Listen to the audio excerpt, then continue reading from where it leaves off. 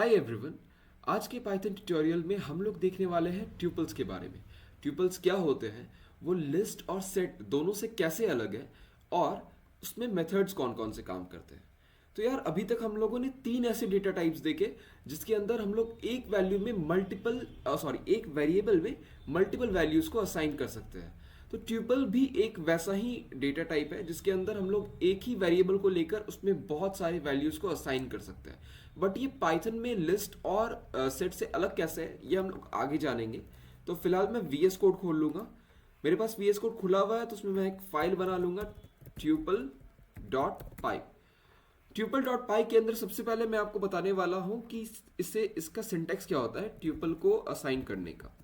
तो उसके लिए हम लोग स्मॉल ब्रैकेट खोलेंगे और जैसे हम लोग लिस्ट या सेट में वैल्यूज असाइन करते हैं ना, बिल्कुल उसी तरह से इसमें भी वैल्यू असाइन कर देंगे।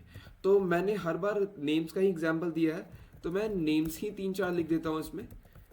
अमृत, अंकित, अर्पित, ऋषि। और हम लोग मल्टीपल डेटा टाइप के वैल्यूज को भी असाइन कर सकते हैं। तो 3, 4, 5 या ऐसे करके कुछ भी डेटा टाइप का वैल्यू है वो हम लोग एक ट्यूपल या फिर सेट या लिस्ट में स्टोर कर सकते हैं। फिर आगे जाकर अगर मैं इसे प्रिंट कराऊं तो आप देखेंगे आई जस्ट रन दिस और आप देखेंगे मेरे पास एक ट्यूपल प्रिंट हो चुका है। मुझे पता कैसे चलेगा कि एक ट्यूपल है, तो मैं इसका टाइप चेक कर सकता हूं। मैं इसका टाइप चेक करूंगा और मेरे पास क्या आ रहा है, क्लास ट्यूपल। इसका मतलब है कि ये ट्यूब जो है, ये जो ट्यूब वेरिएबल मैंने बनाया, ये जो ऑब्जेक्ट मैंने बनाया, ये एक ट्यूपल क्लास का ऑब्जेक्ट है। मतलब ये ट्यूपल डेटा टाइप का एक ऑब्जेक्ट है। ठीक है, तो इस तरह से हम लोग ट्यूपल को असाइन कर सकते हैं। अब ट्यूपल लिस्ट से या सेट से अलग किस तरह से, ये हम लोग देखेंगे। तो मैं सीधा सीधा आगे जाकर लिख देता हूं कि ट्यूपल में सबसे इंपॉर्टेंट चीजें जो नोटिस करने के लिए वो क्या क्या है। तो ट्यूपल्स आर ऑर्डर्ड। ऑर्डर्ड का मतलब आपने देखा कि मैंने जब सेट के बारे में आपको पढ़ाया तो मैंने कहा कि सेट्स आर अनऑर्डर्ड। अनऑर्डर्ड मतलब मैंने सेट जैसे अमृत, अंकित, अर्पित, ऋषि 3, 4, 5 अगर लिखा तो इसका मतलब ये था कि जरूरी नहीं है कि हर बार वो उसी ऑर्डर में प्रिंट हो या फिर हर बार वो उसी ऑर्डर में काम में आए। उसमें ऑर्डर जो है आइटम्स का चेंज हो सकता था। बट लिस्ट्स या ट्यूपल्स में जो आइटम्स होते हैं वो ऑर्डर्ड होते हैं। ऑर्डर्ड का मतलब क्या है कि मैंने जिस ऑर्डर में इसमें आइटम या वैल्यूज असाइन किए ना वो उसी ऑर्डर में ही हमेशा रहेंगे। अमृत 0th इंडेक्स पे ही रहेगा, अंकित फर्स्ट पे ही रहेगा और इसी तरह से बाकी एलिमेंट्स भी अपने ही जगह रहेंगे जहां उन्हें असाइन किया गया। तो आगे जाकर हम लोग दूसरी जो चीजें नोटिस करने वाली वो हम देख लेते हैं। Tuples are unchangeable. अनचेंजेबल का क्या है, मैंने बताया था आपको कि सेट्स जो होते हैं वो भी अनचेंजेबल होते हैं। मतलब उसमें आइटम्स को चेंज नहीं किया जा सकता।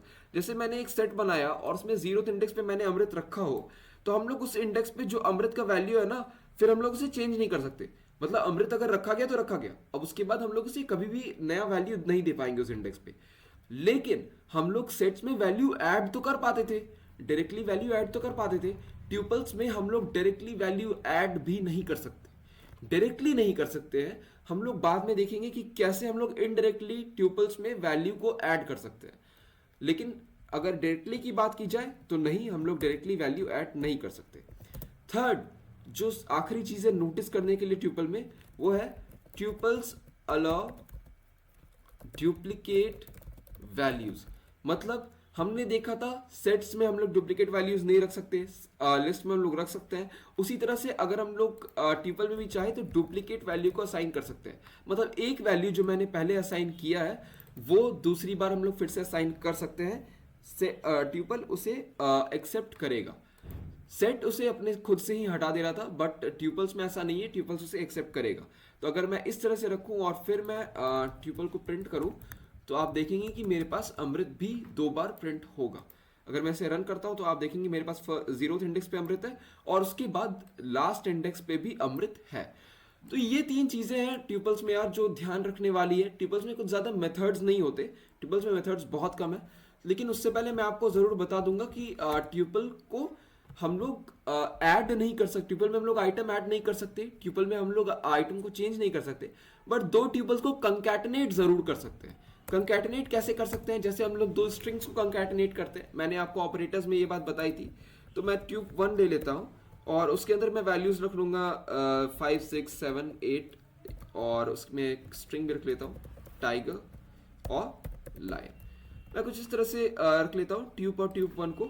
तो अगर मैं एक नया ट्यूपल बनाऊं, tube final is equal to tube plus tube one, तो tube final is equal to tube plus tube one. तो इससे क्या होगा यार कि ट्यूब और ट्यूब वन जो मेरे पास ट्यूपल्स है उन दोनों को कंकैटिनेट करके एक साथ लाके हम लोग ट्यूब फाइनल में जोड़ रहे हैं। तो इससे ट्यूपल को कोई फर्क नहीं पड़ेगा, क्योंकि ऑफ कोर्स हम लोग वैल्यू अंदर इन दोनों ट्यूपल्स में चेंज नहीं कर रहे हैं, हम लोग एक वेरिएबल में एक नया ट्यूपल ही असाइन कर रहे हैं। तो अगर हम अब मैं इस ट्यूब फाइनल को प्रिंट करवाऊं, प्रिंट ट्यूब फाइनल, तो आप देखेंगे मेरे पास एक नया ट्यूपल आ जाएगा जिसके अंदर सारे वैल्यूज स्टोर्ड है जो ट्यूब और ट्यूब वन में थे। अब अगर मैं यहां पर सबसे इंपॉर्टेंट बात, जो एक सबसे इंटरेस्टिंग बात है ट्यूपल के बारे में, वो समझने की जरूरत है। अगर मैं एक वैल्यू रख लेता हूं अमृत, मैं एक ट्यूपल बना लिया अमृत और अंकित के नाम से, ठीक है, अमृत और अंकित सॉरी वैल्यूज स्टोर्ड है और ट्यूब नाम से वो ट्यूपल बना हुआ है। तो अगर अब मैं टाइप ऑफ ट्यूब चेक करूं तो जाहिर सी बात है ये मुझे ट्यूपल रिटर्न करेगा। मैं इसे रन करता हूं और मेरे पास क्लास ट्यूपल आ गया है, मतलब ये बता रहा है कि ये क्लास ट्यूपल का ऑब्जेक्ट है। लेकिन अगर मैं इसके अंदर सिर्फ एक वैल्यू रखूं तो फिर अब वो मुझे क्या क्लास रिटर्न करेगा, स्ट्रिंग। मैंने स्मॉल ब्रैकेट्स तो रखे हैं बट फिर भी ये टाइप क्या रिटर्न कर रहा है, स्ट्रिंग। तो ऐसा क्यों हो रहा है यार? पाइथन के अंदर ट्यूपल में अगर हम लोग सिंगल वैल्यू स्टोर करते हैं ना, तो पाइथन उससे मिसअंडरस्टूड कर लेता है उस वैल्यू के डेटा टाइप्स। जैसे मैंने अगर 1 यहां पर रख दिया तो अब ये इंटीजर प्रिंट कर देगा।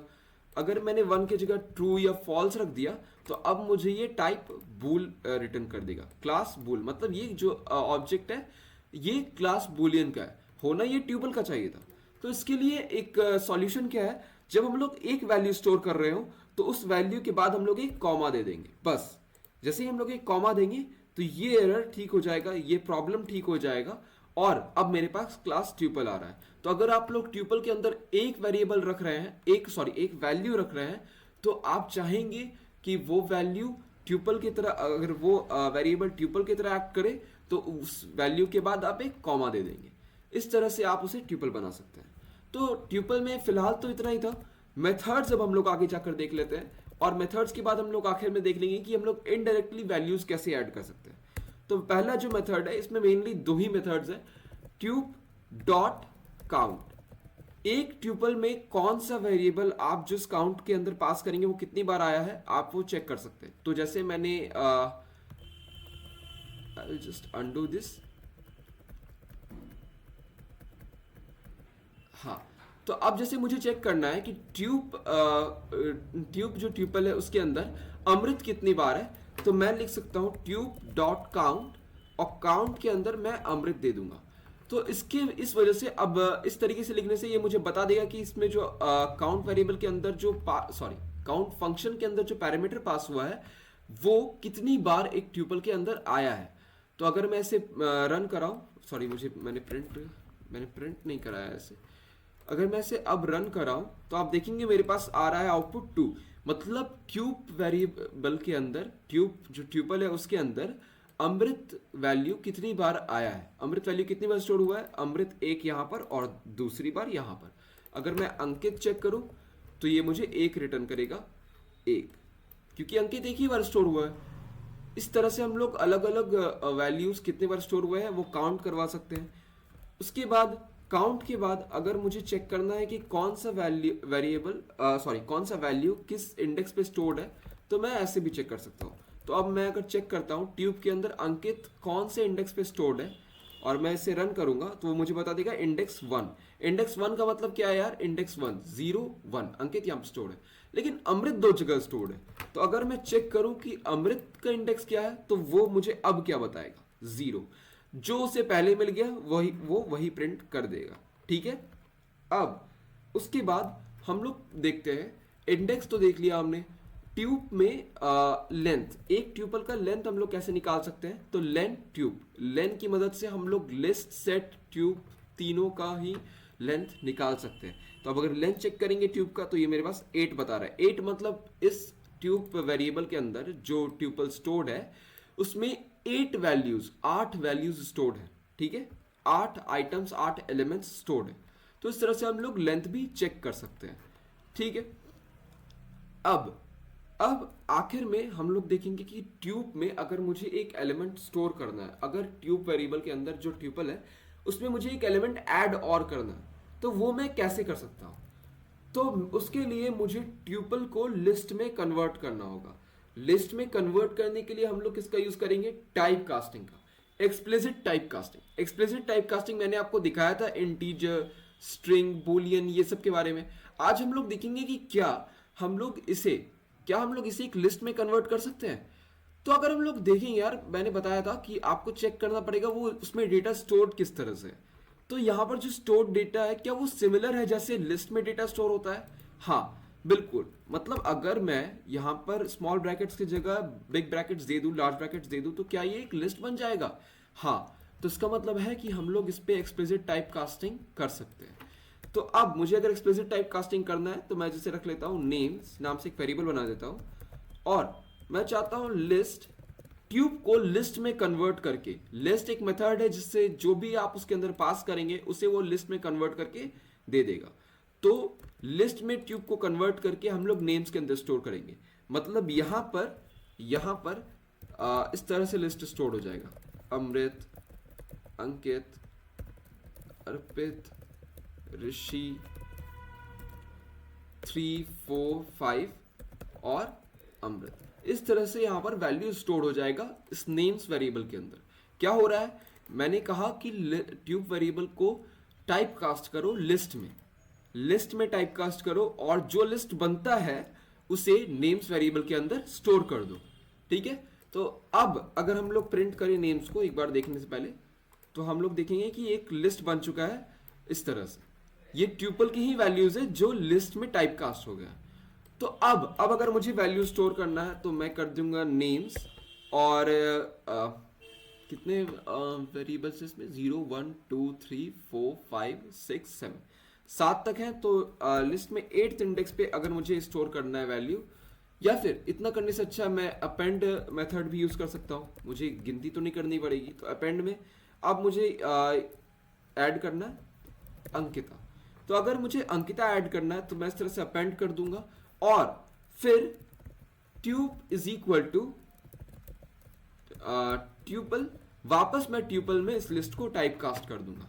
अब अगर मैं इससे प्रिंट करूं ट्यूब को, तो मेरे पास अंकिता भी इस ट्यूपल में स्टोर हो जाएगा। आप लोग एल्गोरिदम समझे, मुझे पता है मैंने यहाँ 3-4 लाइंस एक साथ लिख दी हैं तो ये समझने में मुश्किल हो सकता है, तो मैं आपको ठीक से समझाऊंगा। मैंने क्या किया, पहले मैंने ट्यूपल को, जो ट्यूपल था उसे लिस्ट में कन्वर्ट किया। लिस्ट में कन्वर्ट करने के लिए मैंने यूज किया एक्सप्लिसिट टाइप कास्टिंग का। मैंने इसके बारे में आपको पहले पढ़ाया भी है। एक्सप्लिसिट टाइप कास्टिंग के लिए लिस्ट मेथड है जो जो भी वैल्यूज में पास हो उसे लिस्ट में कन्वर्ट कर देगा। तो मैंने पास किया ट्यूपल, क्योंकि ट्यूपल को लिस्ट में कन्वर्ट किया जा सकता था इसीलिए वो लिस्ट में कन्वर्ट हुआ सक्सेसफुली, और हमने उसे नेम्स वेरिएबल के अंदर स्टोर कर दिया। अब हम लोग लिस्ट में तो वैल्यूज को ऐड कर सकते हैं, तो हम लोग लिस्ट में डॉट अपेंड मेथड का यूज करके अंकिता को ऐड कर देंगे, और फिर जब नेम्स में वैल्यू ऐड हो चुका है तो हम लोग उस नेम्स को वापस से ट्यूपल में कन्वर्ट कर देंगे और ट्यूब वेरिएबल में स्टोर कर देंगे। ट्यूब वेरिएबल में पहले जो एलिमेंट था, जो भी ट्यूपल स्टोर था, अपडेट होकर अब ये स्टोर हो जाएगा, और अब ट्यूब वेरिएबल के अंदर जो नया ट्यूपल स्टोर होगा वो होगा ये एंड कॉमा अंकिता। इस तरह से एक नया वैल्यू भी स्टोर हो जाएगा। तो यार ये हम लोग यूज करते नहीं है, ये कोई यूज केस है नहीं। मुझे आपको दिखाना था कि कैसे हम लोग इनडायरेक्टली भी वैल्यू को स्टोर कर सकते हैं। बट ट्यूपल का मेन यूज क्या है यार? कभी आप ऐसे प्रोग्राम को, आप कोई ऐसा प्रोग्राम लिख रहे हो जहां पर आपको एक ऐसा लिस्ट बनाना हो जिसे चेंज ना किया जा सके यूजर द्वारा, तो आप लोग वहां पर ट्यूपल का यूज करते हैं जो ऑर्डर्ड हो और जिसे चेंज ना किया जा सके, इसीलिए आप लोग ट्यूपल का यूज करते हैं। तो ये बहुत जरूरी है। अब हम लोग ट्यूपल को देख चुके हैं, ट्यूपल को समझ चुके हैं, तो मैं चाहता हूं आप लोग प्रैक्टिस करें इन चारों बिल्ट इन डेटा टाइप्स पर। आगे जाकर हम लोग कुछ एक्सरसाइज बनाएंगे, कुछ प्रोग्राम्स लिखेंगे अब हम लोग धीरे धीरे बिगिनर लेवल से क्रॉस करके इंटरमीडिएट पे आएंगे यार, फंक्शंस देखेंगे, इफ एल्स केसेस देखेंगे, यहाँ से हम लोग रियल प्रोग्रामिंग करना शुरू करेंगे। अभी तक हमने समझा वेरिएबल्स क्या होते हैं, डेटा टाइप्स क्या होते हैं, explicit type casting, implicit type casting, ये सब हमने देखा। अब इनके यूज केसेस को हम देखेंगे, यूज कैसे किया जाता है। हम लोग आगे इफ एल्स में देखेंगे कि हम लोग इफ एल्स में लिस्ट का यूज कर सकते हैं, ऐसे करके बहुत सारी चीजें आगे आने वाली है। इसलिए आप लोग प्लीज प्रिपेयर्ड रहें, इन सब चीज़ों पे प्रैक्टिस करते रहें, रुकना नहीं है। और हम लोग आगे देखते रहेंगे, सब कुछ सीखते रहेंगे, मास्टर बनेंगे पाइथन में। तो आज के लिए इतना ही। कोई भी डाउट हो तो प्लीज़ कमेंट सेक्शन पे लिखें और मैं उसे ज़रूर सॉल्व करूँगा। Thank you.